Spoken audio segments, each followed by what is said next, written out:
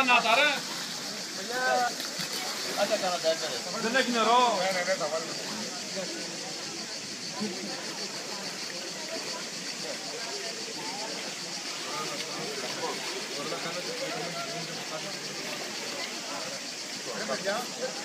Λίγο νερό. Λίγο νερό ρε παιδιά. Λίγο νερό. Λίγο νερό.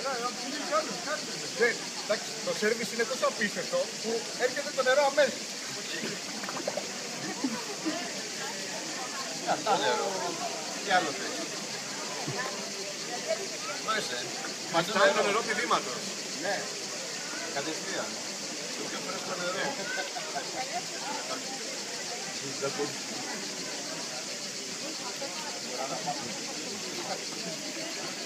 Νάση. Νάση. Εντάξει, γάμισε το νερό πηδήματος. Είναι το νερό πηδήματος που πραγματικά δεν το καταλαβαίνεις.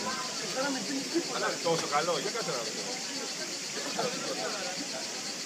Καταρχήν παιδιά ευτυχία. Για το σκηνοπέδι. Πάρ' την καράφλα από μπροστά. Για να δω κι εγώ.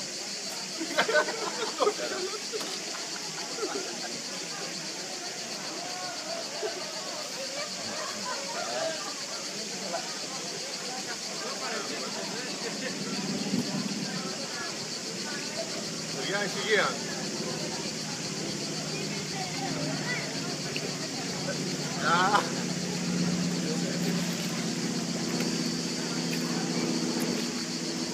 Φόρτεσε. Φρέσκο νερό. Βαπτίζομαι στο όνομα του Θεού νερού πηδήματος. Αμη βαπτιζομένος σου Κύριε. Το όνομα του Αθανάσιο. Αθανάσιο. Να.